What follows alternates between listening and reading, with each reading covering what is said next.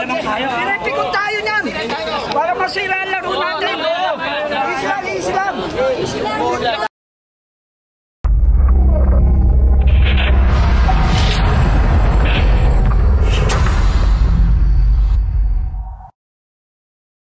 So, what's happening right now is the championship match ng 45 above.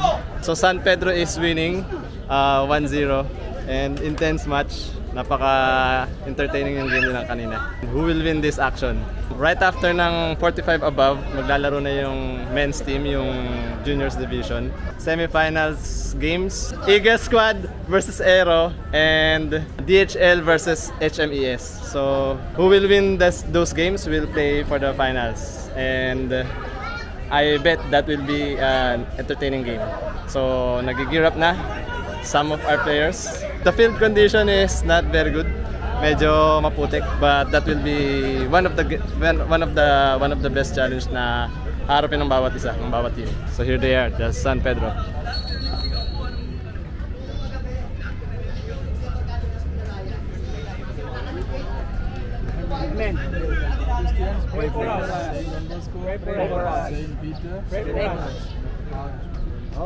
San Pedro! San Pedro!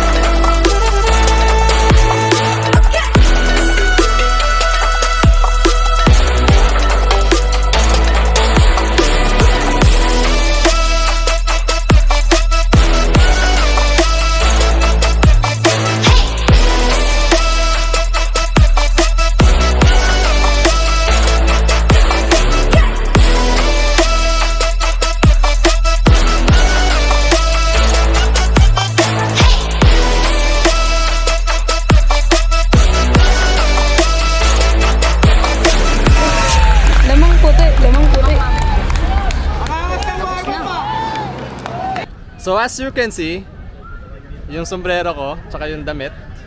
So it's one of our merch dito sa series namin na We're Still Underground. So if you want to support our club, purchase our merch para we can still join other tournaments like the Fair Play Futsal League and the much-awaited High Five Women's Futsal League. So it will support the girls program, and also yung sa Fair Play, kung we have enough funding, is we can join the under-17 boys. So hopefully you guys will support our club and subscribe to our YouTube channel. Cheers! Lamang siguro lamang natin kaya ano lang yan? Outside na lang. Strike lang namin eh. Strike lang yan eh. Ayun, next game na pala sila, coach. So that's it. Champion ng San Pedro sa seniors division, which is 45 above. The final score is 1-0. Now they're proceeding to the awarding. And kami naman is tapos na mag-warm up. So ready na for the bakbakan against Aero against Aero. Wish us luck. Sana pala rin ang Eagle squad in this game. Cheers.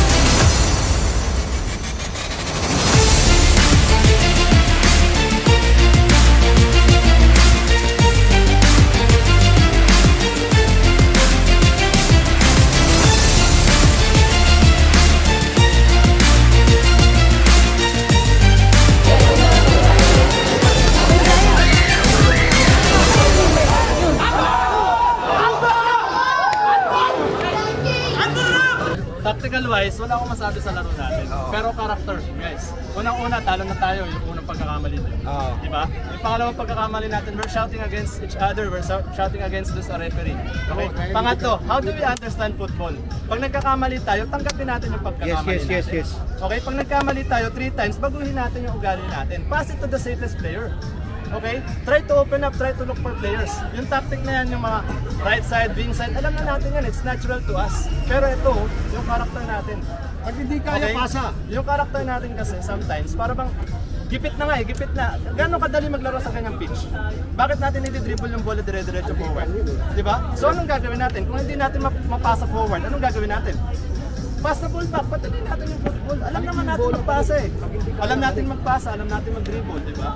Lakihan guys. Kasi mahirap din mag-pass back na may umistak sa atin. Perfect safety na lang tayo. At least na yung nagawa mo yung sarili mo. Ano natin yung bola, palayo sa atin. Last, guys. Every time na wala sa atin, ito lagi ko sinasabi sa mga players ko, every time na wala sa atin yung bola, that's a mistake. Diba? Pero pag nasa atin yung bola, that's an opportunity. Nakuha nyo? Huwag natin sayangin yung bola because that's an opportunity. Pag wala sa atin yung bola, makakagol ba tayo? Hindi. So pag nasa atin yung bola, huwag natin sayangin.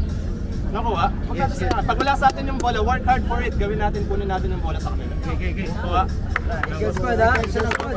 Tara, konti na lang pare. Tapos pag nawala sa atin yung bola, pag nakatalikod yung nakakuha ng bola, lapitan na natin para hindi na siya makaikot, wala na siyang pasan. Pag pinasa niya, that's the time mag-relax tayo. Okay, pag nawala sa atin, balik tayo. Okay, then yung laro natin, ayos naman eh. So, konti penetrate na lang tayo sa iba. Kaya natin yan. Try lang tayo ng try. Pagka ano may opportunity, shoot. Try tayo ng try. Shoot lang, shoot. Pag may opportunity ha. Huwag tayo masiraan ng loob, hindi wala pa namang score, di ba?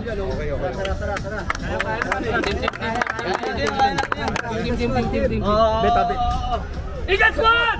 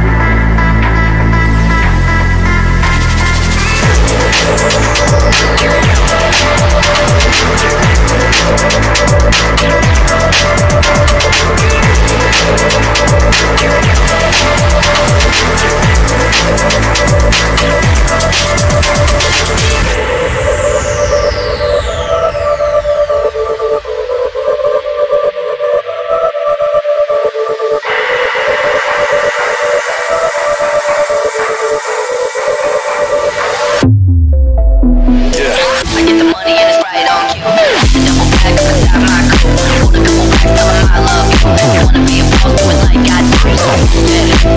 Get that money on flex. I get that money on flex. I get that money on flex. You know.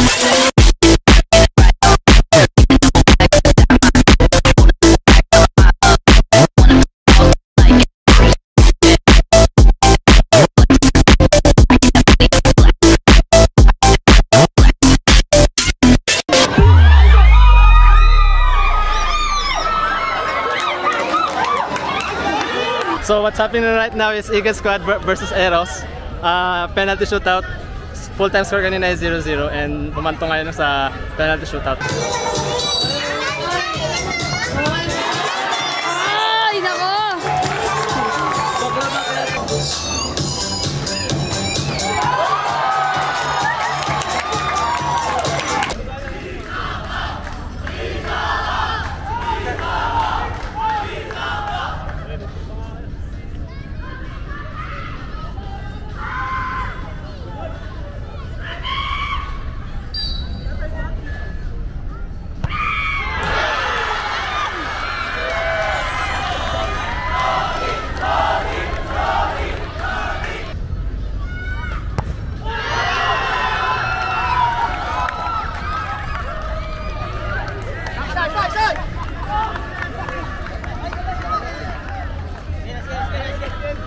Nice game, nice game, nice game, nice game, nice game.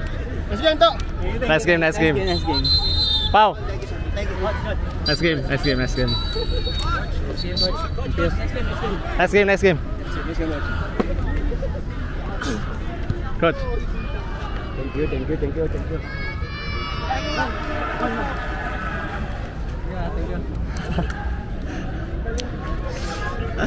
Yes, ayun yun. Eros win by penalty shootout. Congrats once again. No, what's up?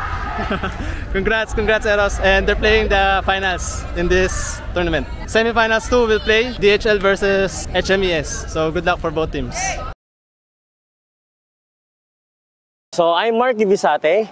I'm a college professor for criminology department. I'm also born in Tondo, Manila. So almost more than 2 decades na rin ako naglalaro ng football. And as of now, nagbalik kami dito sa Don Bosco Field para establish ulit yung aming passion sa paglalaro ng football.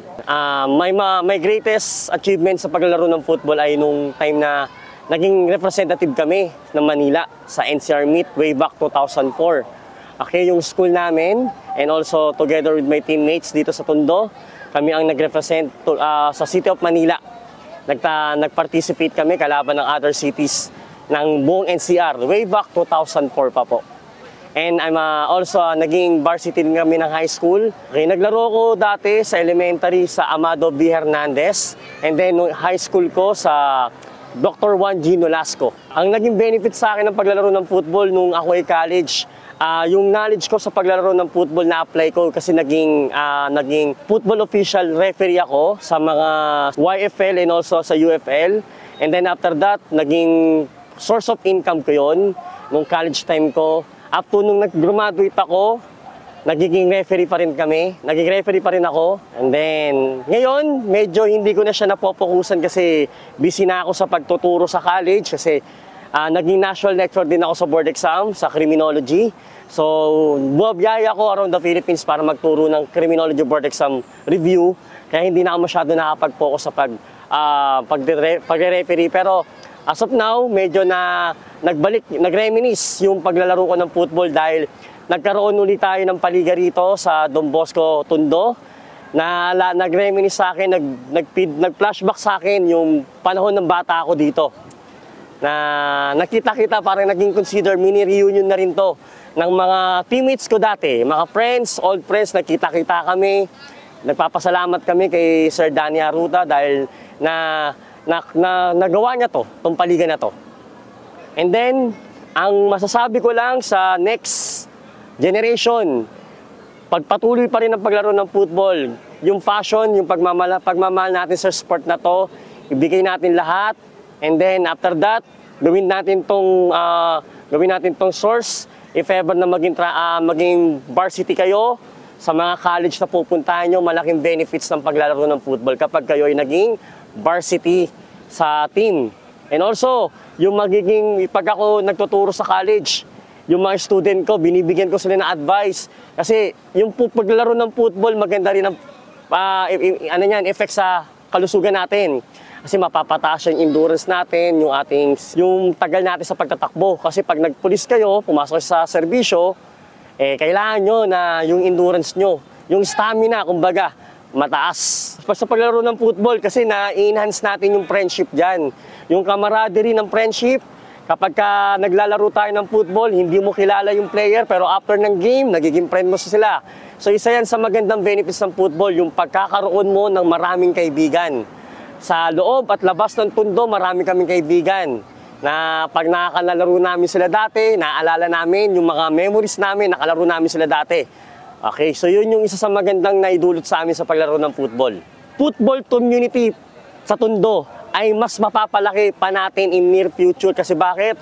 Ang daming bata kaming nakikita rito na tinitrain ng mga coaches na malaki ang posibilidad na magtutuloy.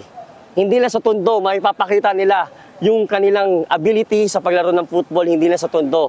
Paglabas pa rin sa Tondo, doon nila malalabas yung kanilang galing sa paglalaro ng football.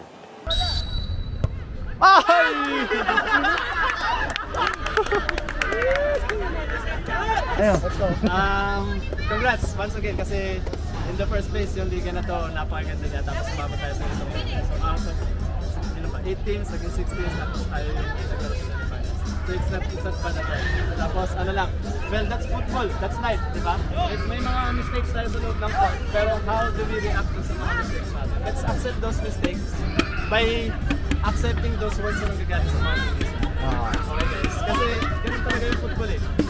We're not perfect human beings. Kailangan natin makakamali tayo. Alam natin kung paano mag-reflect sa mga. Okay? Tapos another thing is yung performance natin. Yung referee, he's part of the game. Okay? He's not perfect at all. Kung may mga maling calls, tayo hindi pansin kung nagkakamali tayo, kung nagkakamali referee, tapos sumabong tayo, sabong din yung laro. Diba? So it's character. It's character. Technical, tactical wise tayo kasi mag-think how to play it. Pero yung mentality natin, yung character natin, we need to change the mentality. Okay? Ano pa? We're playing Battle for Third, so give it our best. Hindi natin alam kung may mangyayari po ulit na tournament na ganito. So value yung talaga natin. Gawin na natin. Okay, gawin natin. Gawin na natin yung third. Tara, Eagle Squad! Red!